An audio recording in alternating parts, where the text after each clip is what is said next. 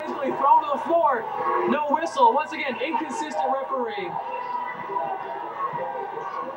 6:48 to go in our game, 63-30. Beilstein to Clayton. Clayton picks up his dribble, goes down low, and over to Jesse, up to Miller. Miller cross court to Harrell. Nice fake, and he puts it in. Good job by Matt Harrell. That's 4 points for Harrell so far in the ballgame. Beilstein breaks the press again. Down low, and a blocking call.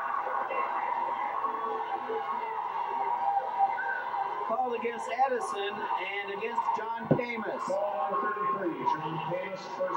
Brian Ryder and Jeffrey Moore check in now for the Tillers.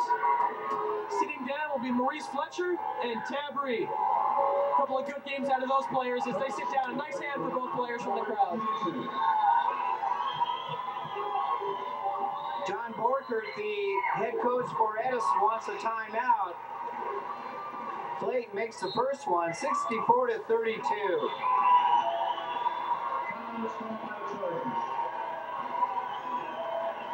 Really not a whole lot we can say at this point that we haven't said. It's just an unbelievable game played by the Tillers.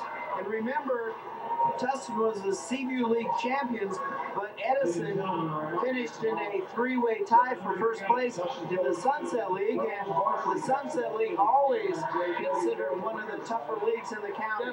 Definitely so. As is the Seaview League. The Seaview League, not an easy league.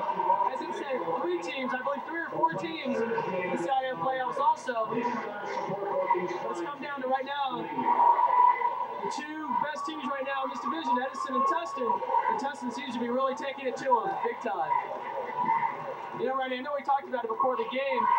Tustin Athletics has just had an incredible year, boys and girls. We have the football team, we've got the girls basketball team doing well. The baseball team is expected to do well, and I'm glad to see all the parents and especially the football team members come out and support the basketball team like the basketball team did for the football team in their run towards their CIF finals appearance. So it's good to see all the support.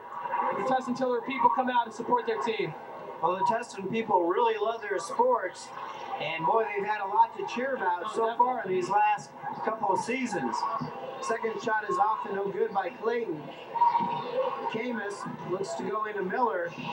Brandon Jesse's running jumper off no good, and the ball is given over to Beilstein.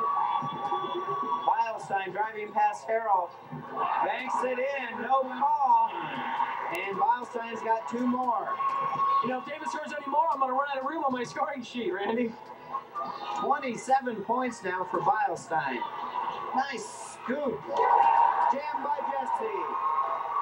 I think Brandon was waiting to do that all game. He finally got a slam dunk in. Beilstein tries to answer with the 3. It's off and no good. 5:25 to go in the game.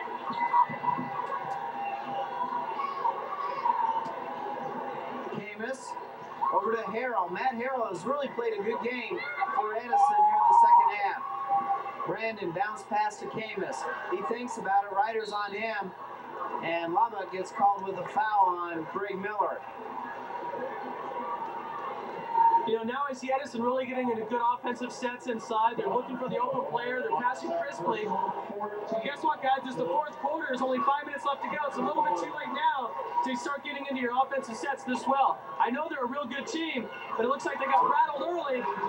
Tough break for Edison, but they're just now getting into the good rhythm. Brandon Jesse gets 2 more. Here's our score, 66-36.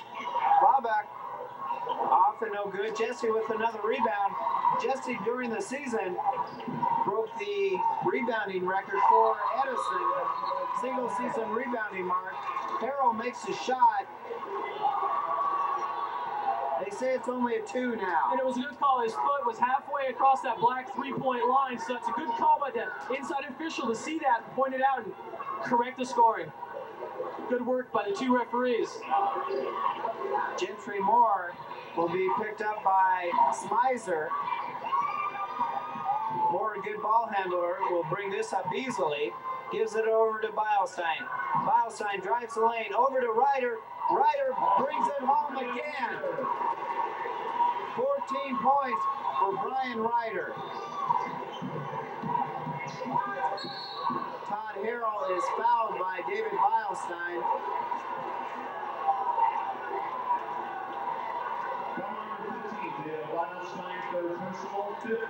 And that's only his third personal foul. As you said before, you know, David Beilstein got the 2 early fouls, but we mentioned that he has a knack of staying out of foul trouble for the rest of a ball game, especially an important game like this. He did that. Only 3 fouls now with 4 minutes, 18 seconds left to go in the ball game. Good poise. Just a great job by David Beilstein. 27 points in the ball game for him. Beilstein has started 3 years for Tom McCluskey, and this year, Beilstein is Seaview League Most Valuable Player, and that's going to be a basket as Ryder went through the net to knock it away. Bobak with it. Gentry Moore bringing it up against Smizer. He goes to his left. Smizer playing some tough D. Gentry over to Beilstein. Beilstein picked up by Todd Harrell. Harrell's had a tough time tonight. Beilstein misses. Jesse with another rebound.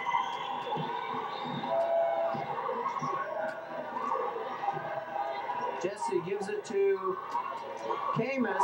Camus with the 3. 3:43 to go. Harrell guarding Beilstein. Beilstein over to Lubbock. He shoots for 3. It's good.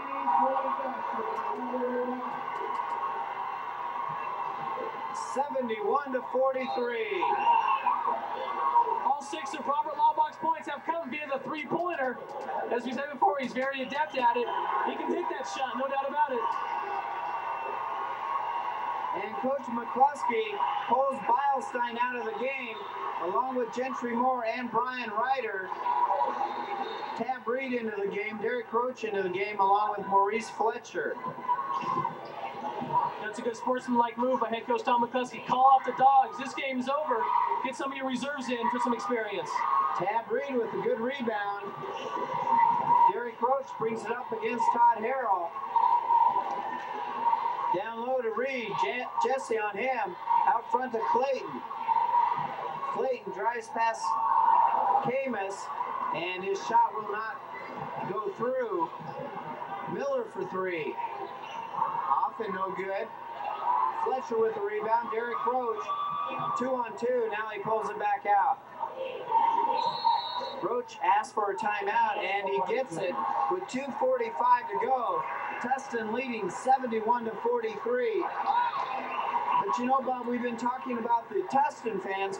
Well, let's give some credit to the Edison fans. They're still here. 71-43, they're down. And I haven't seen anyone from Edison leave the game yet. You're absolutely right. Give a lot of credit to these Edison fans. They're here through the thick and the thin, the good times and the bad for their team. You know, we see a couple of them maybe start to file out now, but the majority of them have stuck through this whole ball game. Yeah, as soon as I say it, they start running out of here.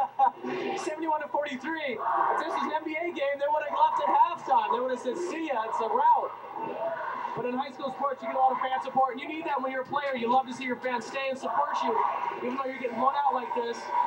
Let's give both teams credit for staying poised throughout this whole game. Not letting tempers flare whatsoever, because we see a lot of physical play inside.